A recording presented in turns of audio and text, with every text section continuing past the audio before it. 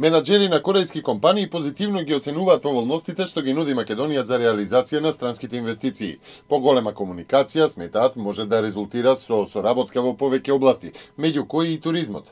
На бизнис форумот денеска во Сеул компании од автомобилската, информатичко-технолошката индустрија и туризмот се запознаа со можностите во Македонија за реализација на странски инвестиции од македонскиот владин тим, предводен од премиерот Никола Груевски.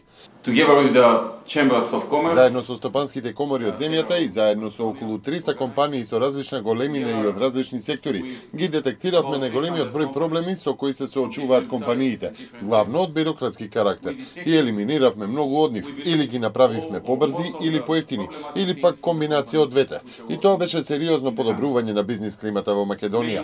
Вице-премиерот и министер за финансии Зоран Ставревски смета дека Кореја е брзо растечка економија и оти треба да се вложува напор за да се презентираат поволностите кои ги нуди Македонија за инвеститорите. Затоа беше значајно за прв пат една македонска делегација, владина делегација предведена од премиерот Груевски да дојде токму овде во Јужна Кореја, да ги презентираме можностите што ги нуди Република Македонија за бизнисмените од Кореја, да не запознаат повеќе, да слушнат за ниските даноци, за поволната бизнис клима, за можноста да ја користат Македонија за влез на европскиот пазар и сето тоа најде на сериозен интерес, на добар интерес кај присутните бизнисмени овдека и верувам дека на тој начин ќе дојдеме и до понатамошна реализација на нивни посети во Македонија.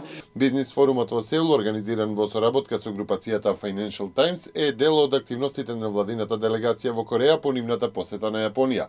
Посетата на државите од азискиот континент ќе биде заокружена со престојот во специјалниот административен регион Хонг Конг, дел од Народна република Кина. Собранието на Република Македонија денеска ги верификуваше мандатите на 9 нови пратеници кои дојдоа на местата на министрите и на премиерот и на оние кои поднесоа оставки. Нови пратеници се Андон Чибишев, Светлана Екимовска, Марија Ангелова, Ѓорги Коџобашиев, Благородна Бојаџиева, Алил Ибраими, Драган Данев и Јасмина Дамчевска. Констатирана беше и оставката на функцијата пратеник која вчера ја поднела Шкодране Дарлишта од листата на ДУИ. Пратениците изгласаа потребата за донесување по скратена постапка на предлог измените и дополнувањата на Законот за аудио и аудиовизуелни медиумски услуги. Во општина Битола денеска ќе биде потпишан договорот за обединување на 34-та погранична средба на македонците од Егејскиот дел на Македонија и 43-та светска македонски селеничка средба во една семакедонска средба.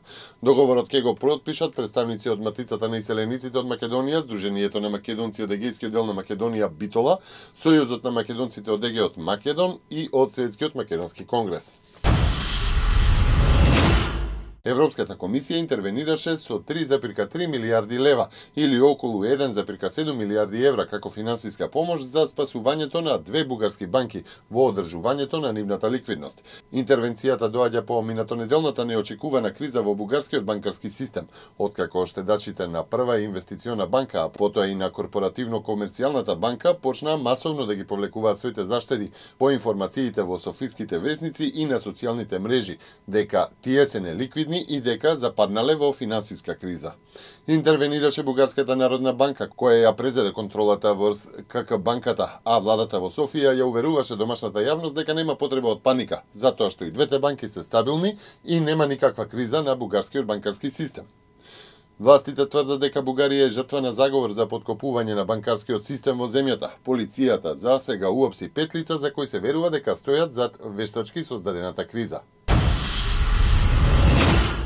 По 18 часови притвори со слушување поранешниот француски председател Никола Саркози од истражните суди е обвинет за активна корупција, трговија со влијание и прикривање и прикашување на професионалната тајна.